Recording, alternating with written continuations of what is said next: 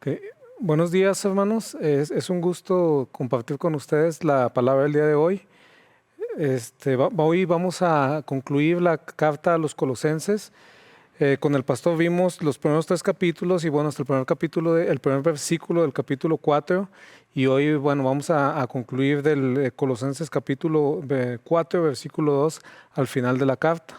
¿Verdad? Estamos concluyendo entonces la carta que Pablo escribe a los colosenses, donde más que nada nos está hablando acerca de cómo es nuestra nueva realidad en Cristo y cómo esta realidad o esta identidad que ahora tenemos en el Señor moldea o debe de moldear todo lo que somos y todo lo que hacemos. Sí, Pablo está recibiendo un informe, o esta carta se origina cuando él recibe un informe acerca de la iglesia de Colosas, una iglesia que él no fundó, que fue fundado por uno de sus discípulos que tuvo en Éfeso, que ahorita vamos a tocarlo cuando aparezca su nombre. Y él decía, bueno, la tradición nos cuenta que estaba creciendo bien esta iglesia, pero que estaba recibiendo algunas influencias extrañas, algunas influencias de la cultura que los estaba haciendo desviarse. El pastor ha mencionado esto varias veces, ¿verdad? Que tenemos que tener mucho cuidado. Estamos en una cultura también que ahorita nos está afectando, que nos está desviando y que tenemos que tener cuidado en qué ideas de esta cultura aceptamos y cuáles debemos de rechazar, ¿no? Y bueno, la solución para Pablo para tratar con este problema es precisamente escribir esta carta a los colosenses donde su pensamiento es, bueno, si ellos logran entender cuál es la realidad nueva que tienen en Cristo, quiénes son, a qué somos llamados, y en realidad entienden cómo esta nueva realidad, esta nueva identidad tiene que moldear todo lo que somos desde nuestro interior y por ende lo que hacemos. Si podemos captar eso, entonces van a saber discernir qué cosas podemos aceptar y qué cosas van en contra de lo que el Señor quiere que hagamos. Muchas veces es así como no se ve. Muchas veces queremos saber como que cada cosa así muy, muy detallado, como que esto es bueno o esto es malo. Y, y bueno, el Señor quiere que lleguemos a un punto más allá, ¿verdad? Más arriba. Es como no sé, cuando un buen cocinero, una buena cocinera, está preparando comida, ¿verdad? Muchas veces, si alguien como yo que no sabe, y si tengo que cocinar algo, yo quiero instrucciones precisas y quiero cuánto le tengo que poner de cada cosa, porque si no, no me va a salir. Pero alguien experimentado, ¿verdad? No sé si han visto, ¿verdad? Ya las mamás, las señoras, si cocina mi esposa, pues dice, no le tienen que decir cuánto va de cada cosa, ¿verdad? Le calculan ya, lo prueban y luego dicen, no, le falta poquito, le falta una pizca de canela, le falta cosas así que uno si no tiene la experiencia no sabe, ¿verdad? Como un mecánico también, que va uno y le lleva el auto y luego lo escucha y ya sabe por dónde o ya sabe qué buscar. Entonces, son cosas que cuando alguien es experimentado, que cuando alguien ha caminado o ha tenido experiencia en ciertas cosas, lo puede adquirir, y esto es algo a lo que el Señor quiere que avancemos, ¿verdad? Que seamos como estas personas así en las cosas del Señor, ¿verdad? Que conozcamos realmente, que tengamos esta experiencia con Él, que lo conozcamos, que sepamos su propósito, que sepamos a dónde nos está llevando, para que podamos discernirlo de esta forma y entonces si adquirimos este conocimiento, bueno, nosotros podemos discernir cuando alguna idea que nos están vendiendo, que nos están queriendo que adoptemos, sabemos si la podemos, o si es buena o si es algo que está en contra de lo que el Señor desea. Entonces, por eso Pablo, en Colosenses vemos cómo él nos llevó desde el capítulo 1 a ver quién es Cristo, ¿verdad? La supremacía que tiene sobre todas las cosas, cómo él está haciendo una nueva creación, y entonces que pongamos nuestra vista en las cosas de arriba, ¿verdad? Que veamos cómo es Él y cómo llevó esto a que moldee todas las áreas de nuestra vida. Y vimos unos ejemplos muy claros en el capítulo 3 de por dónde nosotros nos movemos, ¿verdad? Y bueno, en este mismo hilo, en esta misma, bueno, en este mismo hilo vamos a seguir y vamos a concluir el capítulo 4 el día de hoy. Entonces, muy bien, vamos a empezar a leer a partir del capítulo 2 y vamos a empezar leyendo del versículo 2 al versículo 4. Dice la palabra: dedíquense a la oración con una mente alerta y un corazón agradecido. Oren también por nosotros, para que Dios nos dé muchas oportunidades para hablar de su misterioso plan acerca de Cristo. Por eso estoy aquí en cadenas. Oren para que pueda proclamar ese mensaje con la claridad que debo hacerlo. Entonces, ya llegando a una conclusión, Pablo les dice, bueno, dedíquense a la oración, ¿verdad? Es importante, hermanos, las cosas que estamos viendo, las cosas que nos están pidiendo, no son cosas digamos que naturalmente salgan de la naturaleza humana, ¿verdad? A veces egoísta, corrompida, y nos están pidiendo la palabra del Señor, bueno, que hagamos cosas por amor al Señor, por amor a los demás, que lo hagamos sacrificialmente, y necesitamos la ayuda del Señor para esto. ¿Verdad? Necesitamos que realmente Él esté trabajando con nuestro corazón, que Él nos esté cambiando, y entonces, bueno, la oración juega un papel muy importante en esto, ¿verdad? Y el apóstol Pablo les dice, oren, estén alertas, ¿verdad? Y sean agradecidos también, y también les dice, oren por nosotros, ¿verdad? Dicen, oren por nosotros, y les dijo para un propósito muy específico. Dice, para que Dios nos dé muchas oportunidades para hablar, bueno, el misterioso plan acerca de Cristo, dice esta versión. Sí, o en la Reina Valera dice, bueno, acerca del misterio de Cristo. Y es algo también, es un punto que quiero tocar, porque también tanto, bueno, en Colosenses empezamos hablando precisamente en el capítulo 1 de este misterio, y en Efesios 3 también lo menciona, y habla el apóstol Pablo de un misterio que estaba oculto pero ahora es revelado. Entonces también a veces cuando vemos esto decimos, lo vemos como un misterio que va a ser resuelto, un misterio así que tenemos que buscar, y en realidad cuando el apóstol Pablo habla de esto, dice, es un misterio que, bueno, que hasta antes de la venida de nuestro Señor estaba oculto, pero ahora ha sido revelado a nosotros. Y este misterio, bueno, es precisamente de que el Señor vino y está iniciando una nueva creación, ¿verdad? Una nueva creación en la que dice, ya no hay judío, ya no hay gentil, ya no somos diferentes los unos de los otros, ya no es como ellos lo veían, que el pueblo de Dios estaba limitado solamente a los judíos y los demás tenían dioses diferentes, sino que en Cristo somos todos, el Señor está creando una nueva humanidad, ¿verdad? Antes decíamos ahorita, el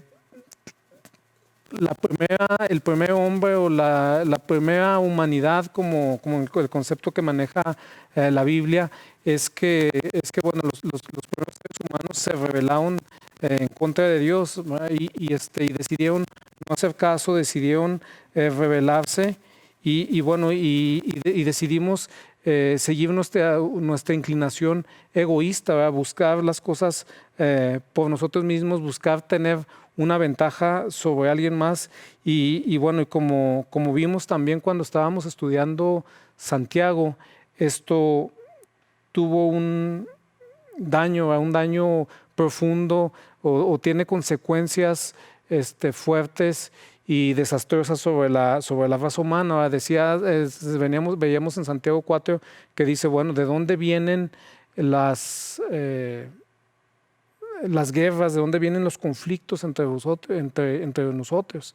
Y decía, es de las pasiones pecaminosas que pelean en nuestro interior, ¿verdad? Es de esa naturaleza egoísta que nos ha llevado por la historia de la humanidad a pelearnos, a tener conflictos, a tener guerras desde la familia, así que desde la familia núcleo hasta las naciones y bueno, y hemos pecado y nos hemos hecho daño los unos a los otros y por lo mismo también merecíamos morir, ¿verdad? Teníamos sobre nosotros el juicio del Señor.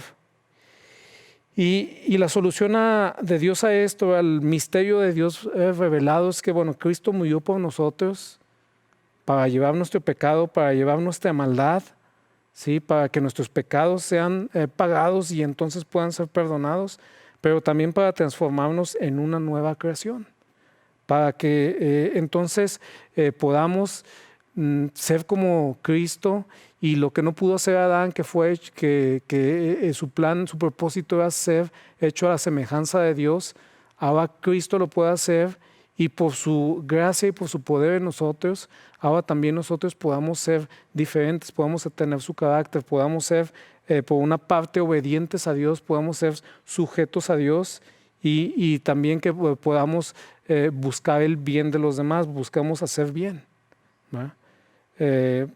Segunda de Corintios 5:15 lo dice de esta forma, dice, está hablando del Señor Jesús, dice, y por todos murió para que los que viven ya no vivan para sí.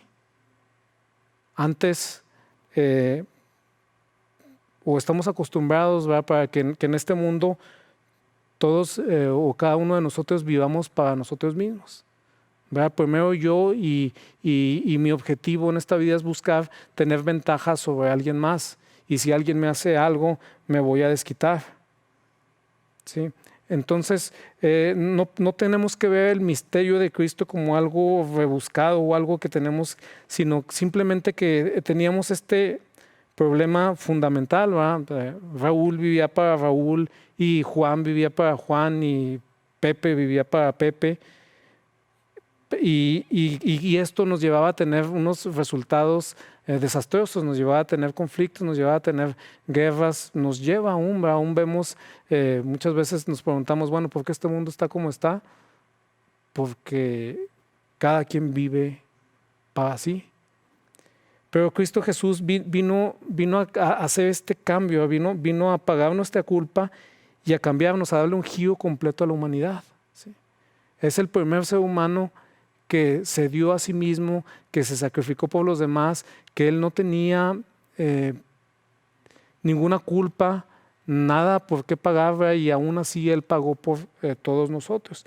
Y nos enseñó esta nueva forma de vivir, y los discípulos de Jesús, por eso nos decía ahorita el versículo que vimos, él murió para que los que viven ya no vivan para sí.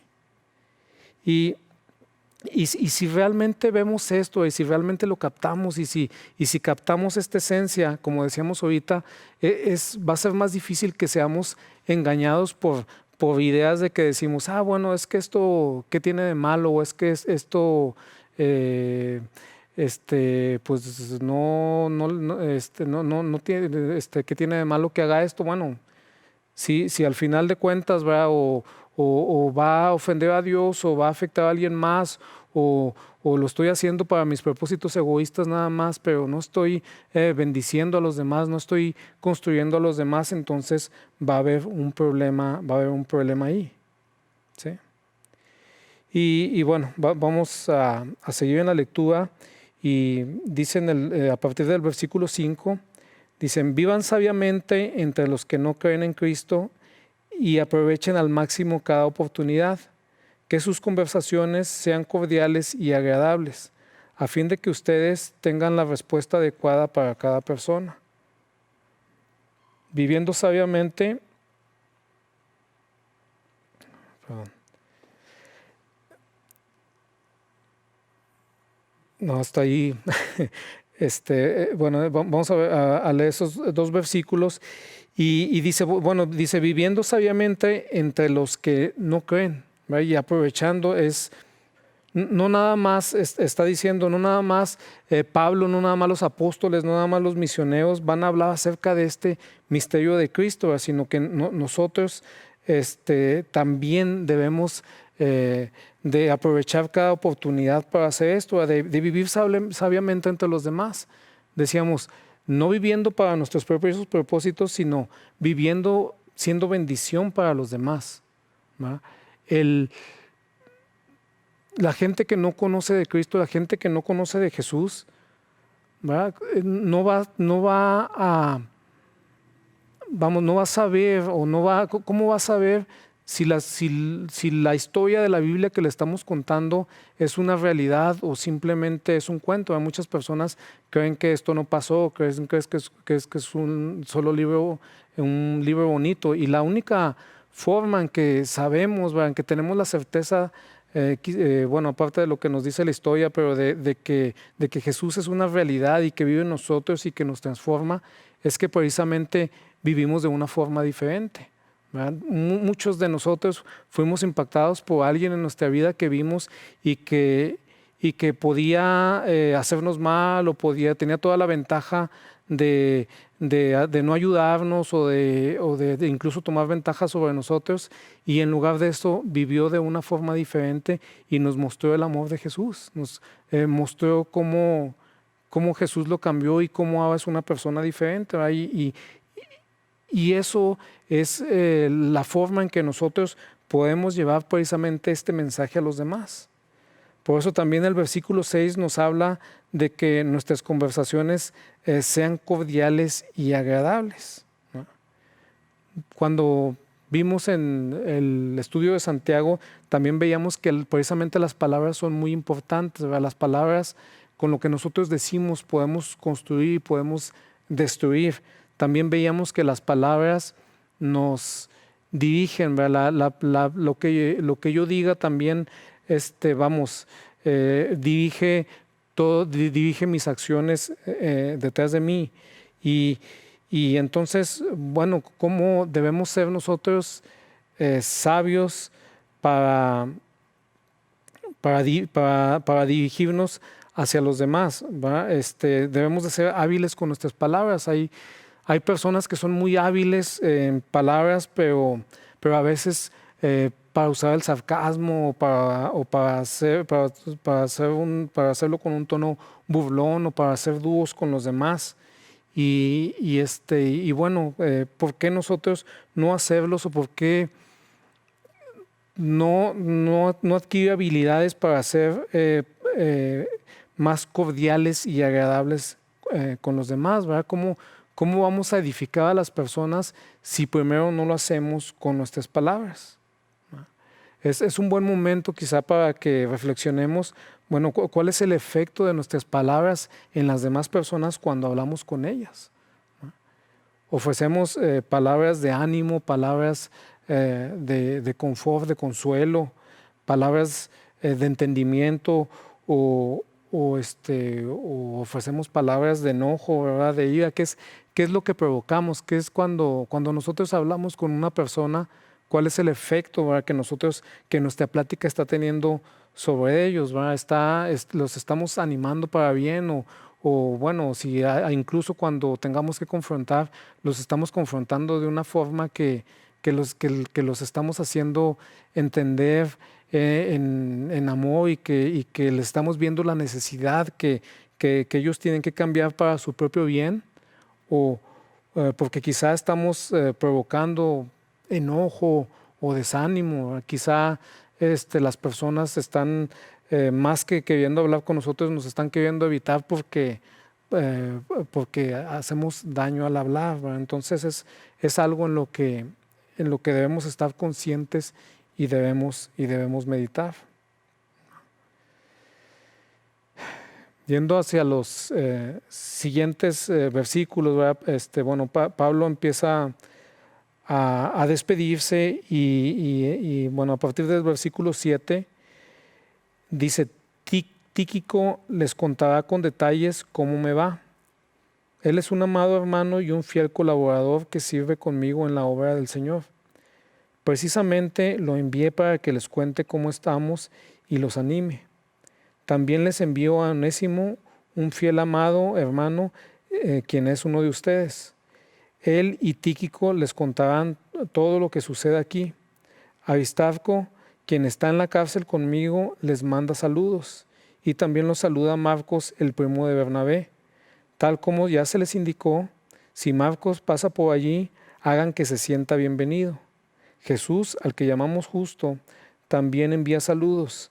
Ellos son los únicos creyentes judíos entre mis colaboradores que trabajan conmigo para el reino de Dios, y qué consuelo ha sido para mí.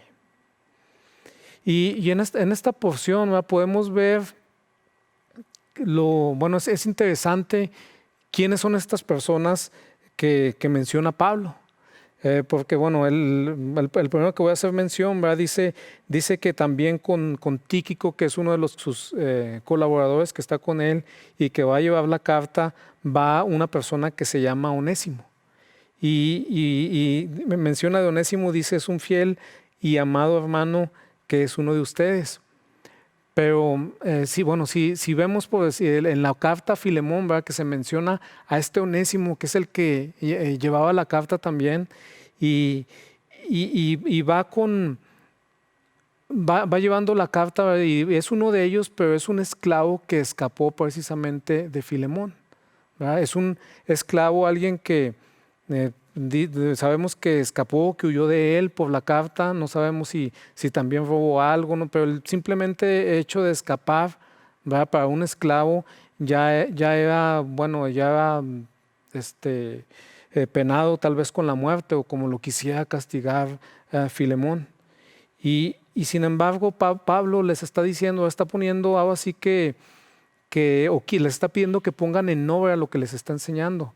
Les está pidiendo que, así que está probando, podemos decirlo de alguna manera, la fe de Filemón, que era era uno de los, tal vez de los líderes, o algunos se reunían en su casa en la zona de Colosas. Y les está diciendo, esta persona que te defraudó, esta persona que actuó mal contra, ahora es uno de tus hermanos, ya es alguien como tú, y es hermano tuyo en el Señor, ¿verdad? Recíbenlo como tal, ¿verdad? Y perdónenlo. Y podemos ver que la fe de Filemón es probada, ¿verdad? Nuestra fe es probada no solamente en las dificultades, cuando nos cuesta creer algo del Señor, ¿verdad? También en este tipo de cosas. ¿Qué pasa cuando alguien nos trata injustamente? ¿Qué pasa cuando alguien me decepciona? ¿Qué pasa cuando alguien hace algo en mi contra? ¿Y cómo voy a actuar yo? ¿Verdad?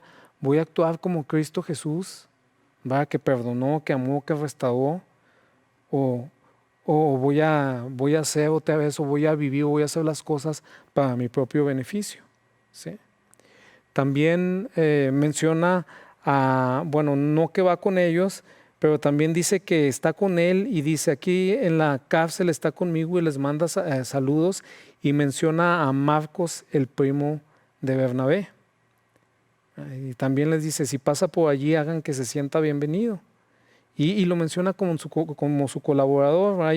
Y si recordamos ahí en Hechos capítulo 15, menciona cómo Pablo, cuando iba a iniciar uno de sus viajes, el segundo viaje misionero con Bernabé, tienen un pleito, tienen una disputa, precisamente porque Pablo no quería llevar a Marcos con él, porque Marcos los había traicionado. Entonces, fue motivo para que incluso Pablo y Bernabé se separaran. Y pues no sé qué había hecho Marcos, ¿verdad?, pero así, para que el apóstol Pablo ya no lo haya querido llevar y sea motivo para que se separen, no debió haber sido una cosa ligera. Y sin embargo, igual aquí vuelve vuelve a mostrar, ¿verdad?, que cómo se demuestra también vamos, la restauración, cómo ya no lo toma como alguien alejado, sino cómo se restauró la relación con él, ya vuelven a servir juntos y él vuelve a decir, bueno, él es mi colaborador y él es mi hermano en Cristo. Entonces, también vemos cómo los pide al final de la carta, ¿verdad?, que estas cosas sean puestas en acción. Continuamos al versículo 12. Dice, les manda saludos Epafras, un miembro de la misma comunidad de fe de ustedes y siervo de Cristo Jesús. Siempre ora con fervor por ustedes y le pide a Dios que los fortalezca y perfeccione y les dé la plena confianza que están cumpliendo toda la voluntad de Dios. Puedo asegurarles que Él ora intensamente por ustedes y también por los creyentes en la Odisea y en Hierápolis. Y entonces la tradición precisamente nos enseña que es este mismo Epafras, ¿verdad?, quien va y visita al apóstol Pablo y les habla, ¿verdad?, de la comunidad de Colosas. Epafras fue un discípulo de Pablo en Éfeso y de ahí Pablo sabemos por el libro de Hechos que estuvo 2 años ministrando en Éfeso y de ahí salieron algunos discípulos y llevaron el evangelio, fundaron iglesias en las ciudades, en las comunidades que estaban cerca, y una de estas era Colosas, y aquí menciona otras dos, ¿verdad? Menciona que también que también ora por los creyentes de la Odisea y de Hierápolis. Y él, Epafras, quien llevó el mensaje a ellos y preocupados por ellos, pues también dice, bueno, él ora porque el Señor los fortalezca, para que el Señor los perfeccione, ¿verdad? Cuando habla de perfección, habla que los lleve a la madurez, precisamente a ser más como Jesús, ¿verdad? Y que les dé plena confianza en que están cumpliendo la voluntad de Dios.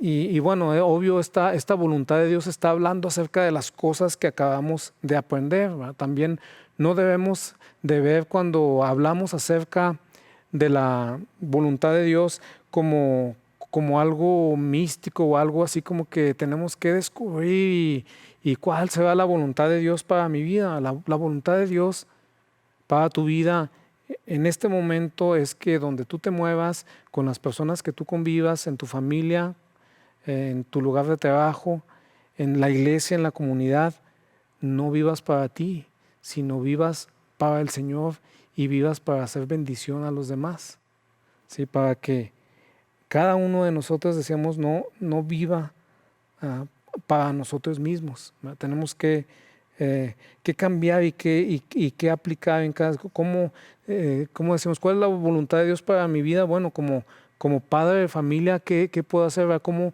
Y eso lo acabamos de ver muy clara y específicamente en el capítulo 3, ¿verdad? ¿Cómo debo ser? ¿Cómo soy un padre conforme a la voluntad de Dios? Bueno, alguien que no vive conforme para mis propios deseos, no vivo para que me sirvan en mi casa, no vivo para que se haga lo que yo quiero en cada momento que se haga, sino cómo hago que mis hijos crezcan para bien, ¿verdad?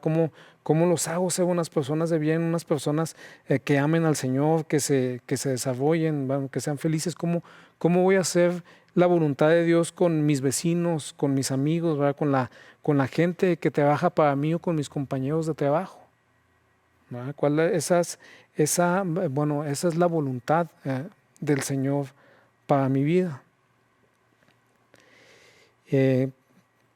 Viendo a los últimos versículos del 14 al 18, bueno, Pablo también da algunos saludos e instrucciones finales y dice, les manda saludos Lucas, el médico amado, y también Demas. Les ruego que saluden de mi parte a nuestros hermanos en la Odisea y también a Ninfas y a la iglesia que se reúne en su casa. Una vez que hayan leído esta carta, pásenla a la iglesia de la Odisea para que ellos también puedan leerla y ustedes deberían leer la carta que les escribí a ellos. Además, díganle a Arquipo, asegúrate de llevar a cabo el ministerio que el Señor te dio. Firmo mi propio saludo de puño y letra, Pablo. Recuerden que estoy en cadenas, que la gracia de Dios sea con ustedes.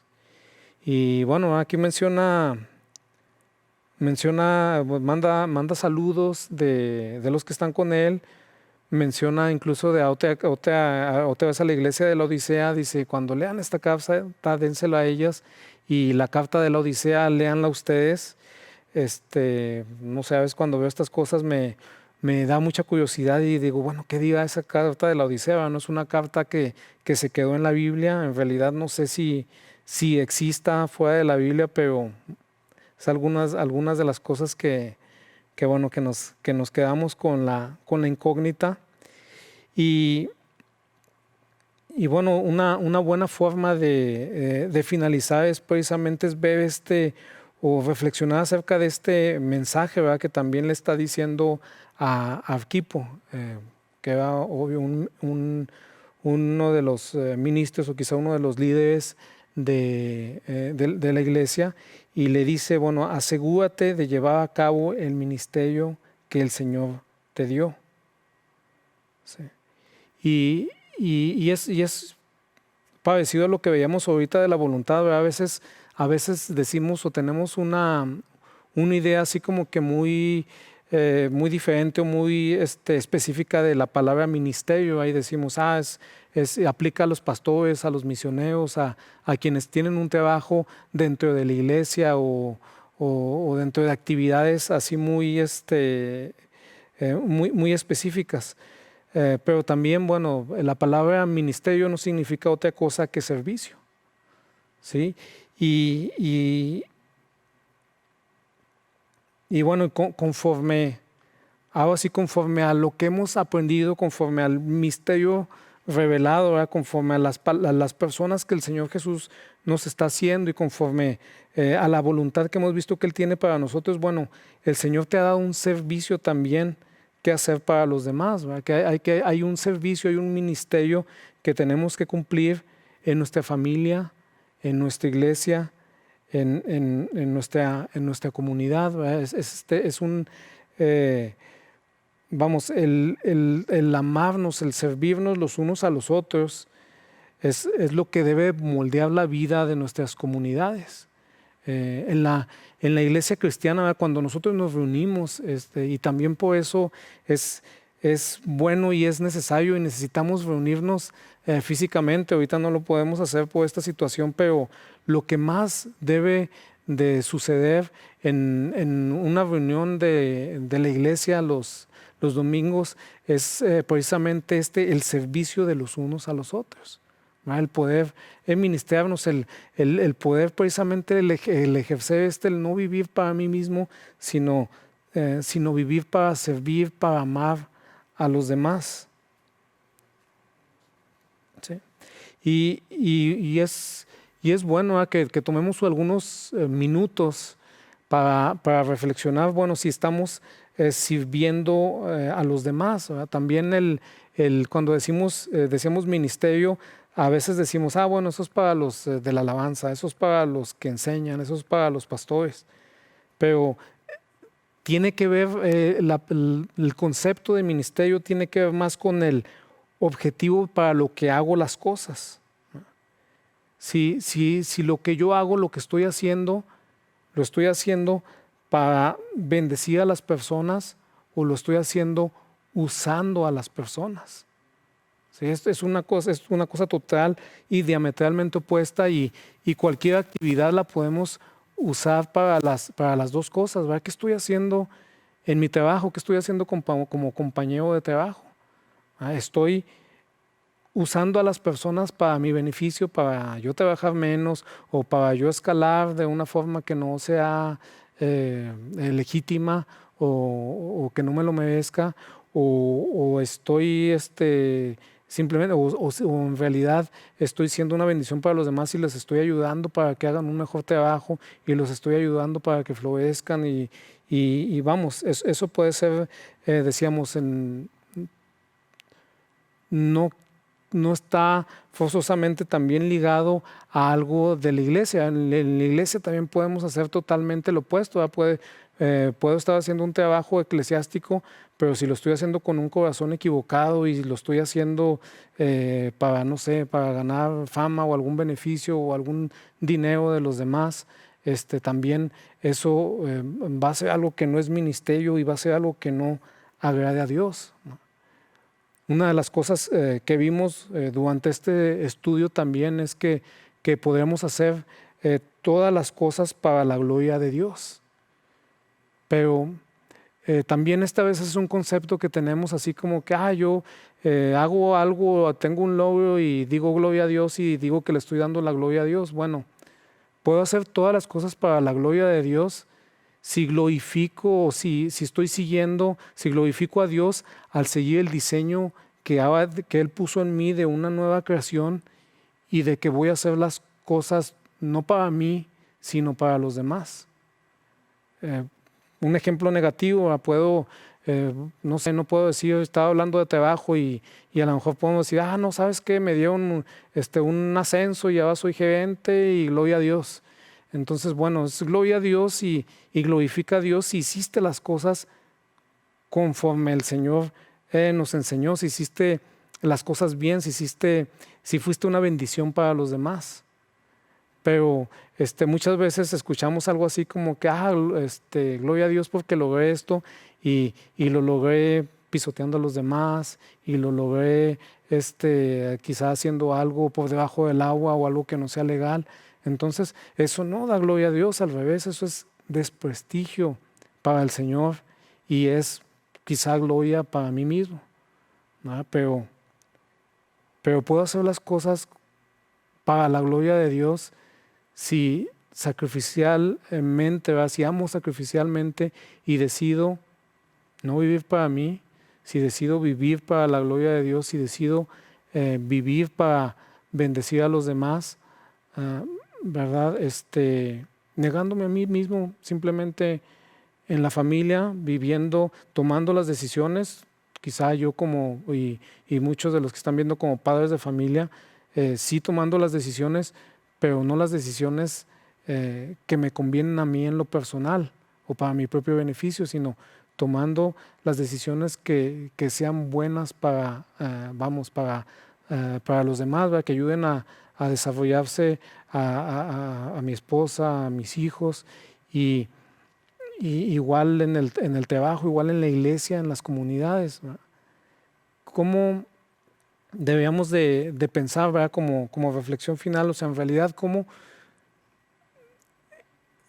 sería verdaderamente la iglesia cristiana? ¿Verdad? ¿Cómo serían nuestras congregaciones si los convertimos en lugares donde no le echamos la responsabilidad sobre el pastor o sobre algunos líderes, sino cada uno de nosotros dice, no voy a vivir para mí, sino voy a vivir para bendecir a los demás?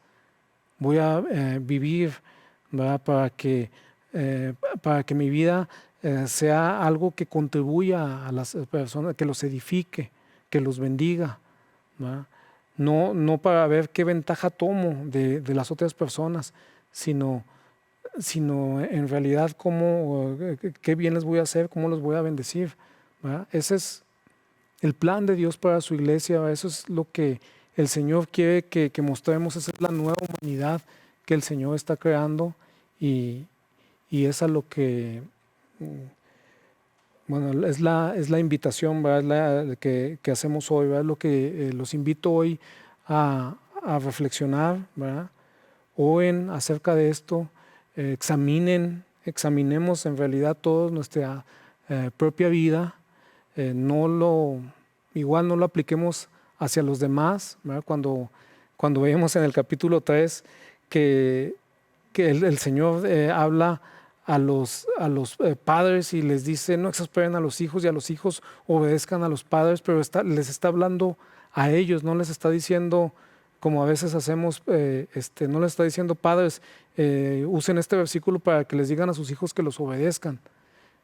Porque nos gusta hacer estas cosas, ¿verdad? A veces las mismas versículos o palabras que la Biblia dice para que los tomemos para nosotros mismos, lo aplicamos para que alguien más lo haga y para que alguien más lo haga para mi beneficio. Estamos torciendo otra vez todo, estamos siguiendo la naturaleza humana de buscar lo mío, ¿verdad? Y son las cosas que tenemos que resistir, ¿verdad? Les invito a que mediten en esto, a que realmente vean qué cambios tienen que hacer o tenemos que hacer y que pidamos la ayuda del Señor en esto. Entonces, los dejo con este pensamiento y que Dios les bendiga.